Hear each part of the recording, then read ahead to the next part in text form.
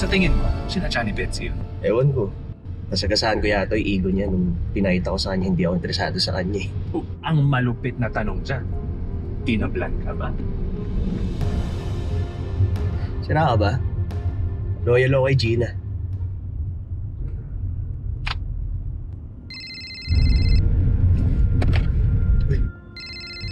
Partner, si Officer Reyes.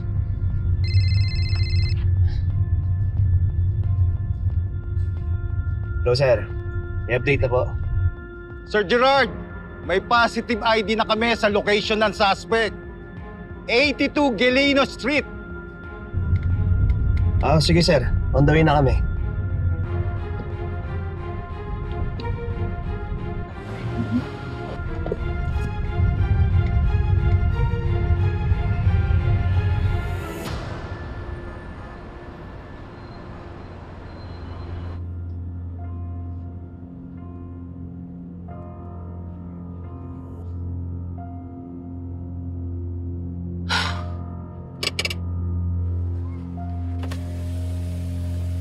Basis surveillance. Mag-isa lang ang suspect. Pero may posibilidad na armado siya. Magantay na lang kayo dito sa sasakyan.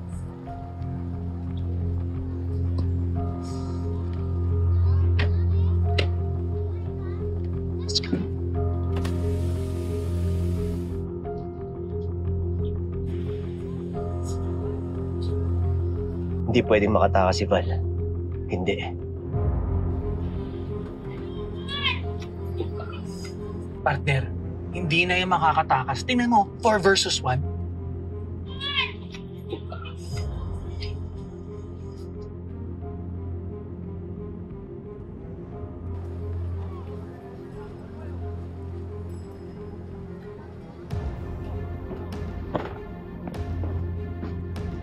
Si Val yun ah.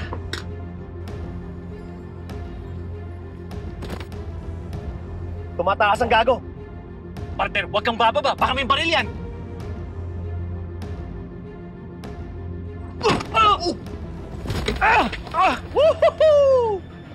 Wala ka nang takas, hayop ka. Boss!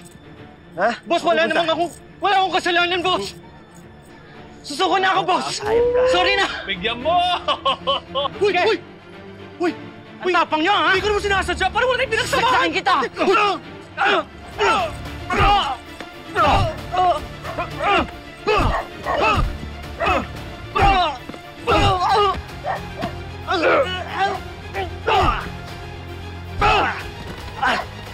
Ang tapang niyo! Sugod kayo dito sa amin! Ha? Banter! Val! Bilis! Val! Baba mo yan! Baba mo yan, ha? Baba mo yan! Taas ang kamay! Taas ang kamay! Ha? Dali niyo sa kulungan ng hayop na yan! Sir, patawarin niyo po ako! Wala akong kasalanan! Sige na, dali niyo na! Wala akong kasalanan, boss! Ako nang bahala sa kanya. Sumunod na lang kayo sa presinto. Kulong ka, boy!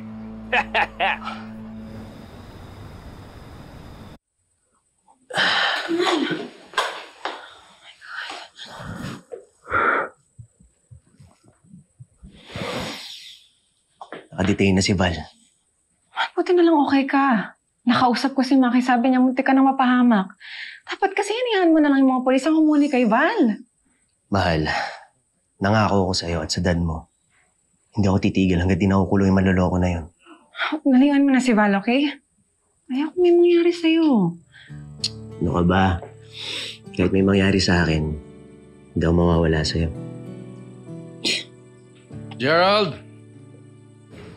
Dad, ay sir. congratulations. Good job. Pero tama si Gina. Leave the criminals to the police. Baka may mangyari sa'yo. Yes, sir. Ngayon, sa opisina, boss mo ako. But it's okay, you can call me Dad. Sige po, Dad. Good. So bukas, may schedule tayo. I'd like you to spend a few days with me. I'd like to mentor you. Excuse me, I have to take this call.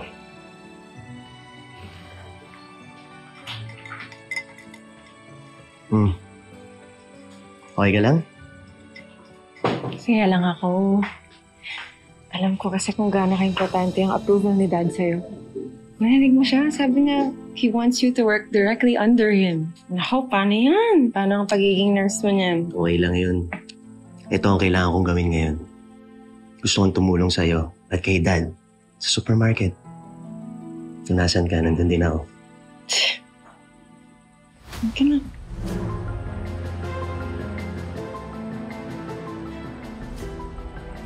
Akala ko quits na tayo, Gina. Inagaw mo si Gerald sa akin. Inasawa ko naman ang daddy mo. Pero lamang ka pa rin. Nasa iyo na ang lahat. Sa ngayon, hintayin mo ang karma na ako mismo ang maghahatid sa iyo. Okay. Dito ko iniwan. Litrato ng mami mo. Thanks, Dad. Tama naman kasi si Gerald. We need to have a website and an online store. Kailangan natin sumabay sa digital times. Because everyone and everything is online now.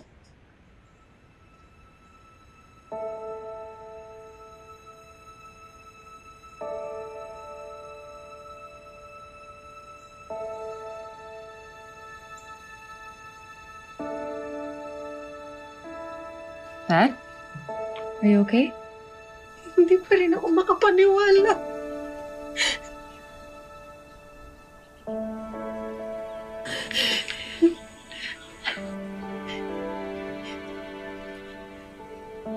Nay? Ewan ko ba, bakit pa nandito itong mga to? Siguro dahil para maalala ko yung mga pagkakamali sa buhay.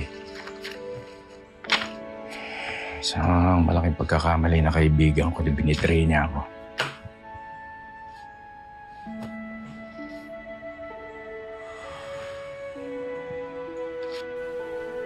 Anak, natawagan pa lang kita para sabihin sa'yo magandang balita.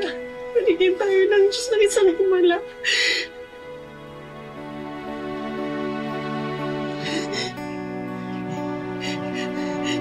Tay?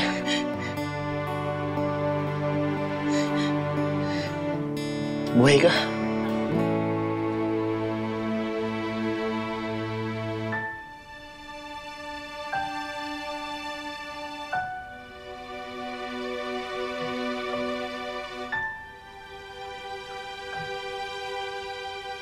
Siya po ba yung sinasabi niyong business partner ni dati? Hindi ko lang business partner to. Best friend ko to. High school pa kami. Turing ko sa kanya, hindi lang kaibigan, kapatid. Siya nagtitag doon sa akin na magtayo kami ng business. Ako yung umutang ng mga pera para magkaroon kami ng negosyo. Ano nangyari, Dad? 3 months pa lang, tinakbo na ni Jun yung pera. Nabayaan niya ako doon. Ako nagpatakbo ng negosyo pero wala na akong magawa. Hindi ko kaya. Hanggang iniwanan ko na. Give up na ako. Not without a fight. Ang importante, Dad, nakabawan ka. We bounced back. Pero hindi naging madali. I had to start from ground up. Ginaba ko yan ulit hanggang makuha ko yung pera. Until hindi talaga kaya, so kailangan namin magpunta ng Amerika. Kailangan ka namin iwanan. Ayun ang pinakamahirap sa lahat, yung iiwanan ka namin ng mami mo. Yun ang pinakamasakit na ginawa. Alam namin hindi ka na namin makikita dahil lang sa paggawa ni Junay ko noon. Gerald, anak. Hindi ko alam na makakabalik pa. Hindi ko alam na magkikita pa tayo.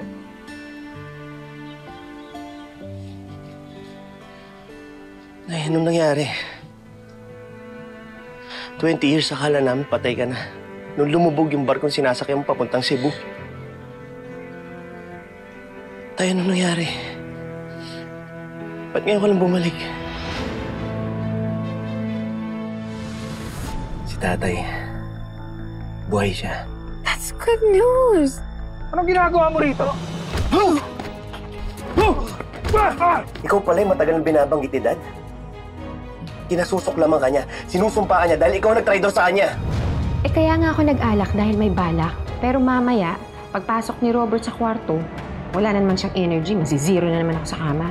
Samantalang si Gina palaging nabibiligan ni Gerald. Elizabeth, inlababo ka pa ba kay Gerald?